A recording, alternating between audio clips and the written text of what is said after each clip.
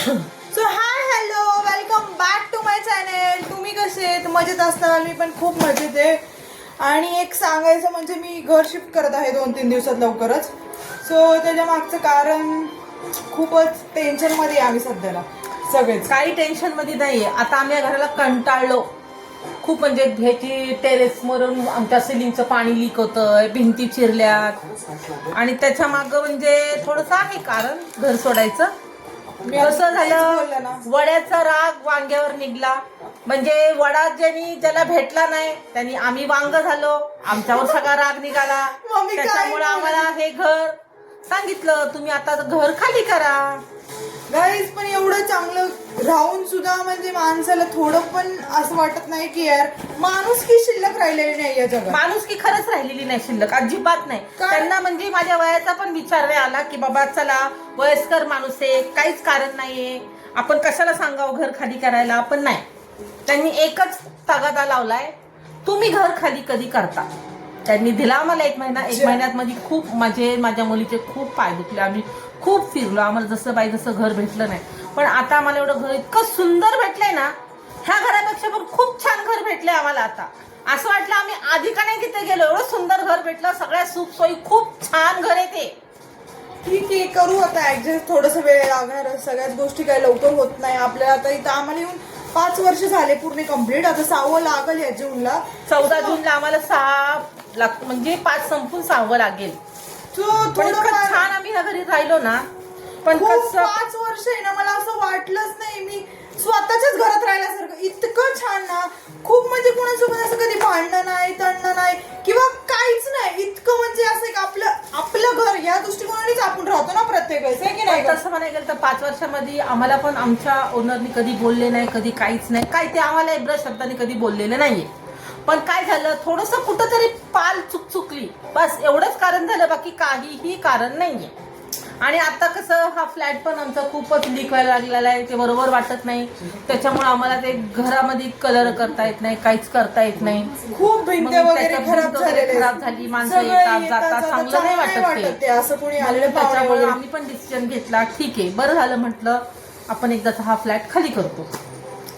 माणसाला थोडं तरी म्हणजे असं फील होतच आहे की आज आम्ही आज 2-3 दिवस आम्ही चाललोय वगैरे म्हणून. पण थोड्या काही गोष्टी आहेत ते वेळ लागणारच, थोडं रुळता. कारण की आता एवढं 5 वर्षात आम्ही सगळ्या गोष्टी एवढं करून पण चांगलं झालंय ना, तेवढी अजून चांगली होईल अशी आशा धरून आपण पुढे चालवू. नाही, पुढे चालायचं. किती तुम्हाला अडचणी जरी आल्या ना तरी आपण पुढे चालायचं. कारण काही चांगले दिवस येण्यासाठी ना, तर वाईट दिवस आधी पहिले येतात, त्याच्यानंतरच चांगले दिवस येतात. पण त्या वाईट दिवसाला पण आपण तोंड दिलं पाहिजे. त्यासाठी हा प्रयत्न आमचा चालू आहे. काही हरकत नाही, किती आपल्या आयुष्यात चांगले वाईट दिवस येऊन दे, पण त्याला आम्ही तोंड देऊन पुढे जाणार म्हणजे जाणार. हे मात्र आहे, जे मम्मी बोलली ते बरोबर आहे. काय गोष्टीचं येते ती वेळ येऊन पण जाती. त्यावेळेस आपल्याला ना असं समजत नाही की आपल्याला बाबा खूप टेन्शन आहे, खूप गोष्टीचं अडचण आलेली, पण आपल्यासाठी चांगलं ऑलरेडी पुढे लिहिलेलं आहे. सो थोडंसं टेन्शन थोडासा काय असेल तर तो ऍडजस्ट करूनच पुढे जावं लागतं की नाही. आता 1 महिना झालं आम्ही म्हणजे व्हिडिओ पण केला नाही, कारण आम्ही थोडंसं टेन्शन मध्येच होतो. मग मी तेच बोललो. पण आता आमचं माइंड जरा फ्रेश झाले, आता काही नाही वाटत आम्हाला. आता म्हटलं चला मग आता मी हेच पसारा सगळा आवरते, बांधाबांध केली, बॉक्समध्ये सामान ठेवलं, काय पोर्टल वाले येणार आहे तो बाकीचं आवरेल, पण आपलं छोटं मोठं काय आहे ते म्हटलं आपण आवरू दोघी. म्हटलं आम्ही सकाळपासून तेच करतोय, कंटाळलो आम्ही खरंच. सकाळपासून सगळे बॉक्सेस वगैरे सगळं पॅक करून ठेवलेले. अजून पण थोडं सामान आहे ना, इतकं राहिलंय ना अजून भरायचं. असं वाटतं आता 7 वाजत आलेले, अजून थोडं मम्मी मध्ये हे राहिले ते राहिले, अजून चालूच आहे का मम्मीचं अजून काम भरणं चालूच आहे. चाललंय, मी ते भराभरी करतेच आता. कारण कसं आपलं छोटं मोठं सामान ते आपल्याला भरलंच पाहिजे, व्यवस्थित ठेवलंच पाहिजे, ते मी ठेवायचा प्रयत्न करतेच आहे.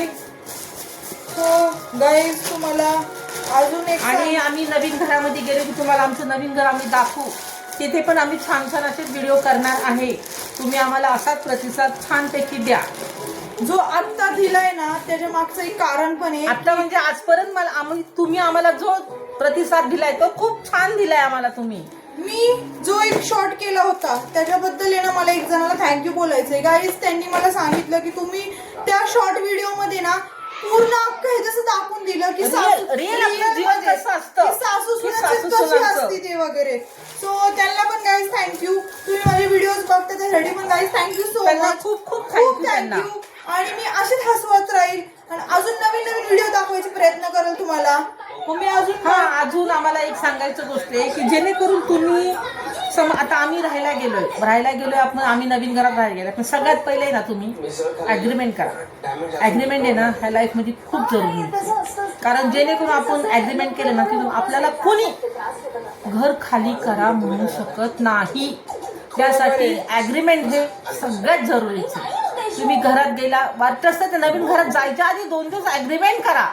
ॲग्रीमेंट खूप महत्वाचं आहे. त्याच्यामुळे ना खूप साऱ्या गोष्टी अडचणी येतात. तुम्ही असं म्हणताल ॲग्रीमेंट केलं नाही आणि ऐन टायमाला जर तुम्हाला रूम जर शिफ्ट करायला लागली ना तर तुम्ही स्वतःलाच हे होताल अरे यार ॲग्रीमेंट केलं असतं तर काय झालं नसतं. रूम शिफ्ट नाही करायला ऐन वेळी काय होतं, मालकाने समज म्हणले की काही कारण दे, मला रिनोव्हेशन करायचंय, मला अमुक करायचंय, मला ढमुक करायचं, तुम्ही घर खाली करा.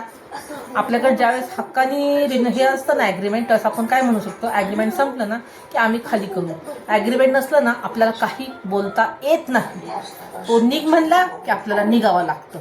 थोडीशी माणुसकी शिल्लक असेल ना तर तो म्हणत हा थांबा बाबा तुमचं काहीतरी असेल ते बघा आणि मग खाली करा. नाही बरोबर आहे. आता जे मम्मी बोलली ते बरोबर आहे. मी म्हणते ना माणुसकी नावाची चीज कुणातच राहिलेली नाहीये. पैसा जर सगळा बोलतो ना तर एक कायम लक्षात ठेवा, पैसा तर आपण कायम आहे ना कुठं वर घेऊन तर जाणार नाहीये. हे तर मात्र आहे ना लिहिलेलंच आहे पहिल्यापासून.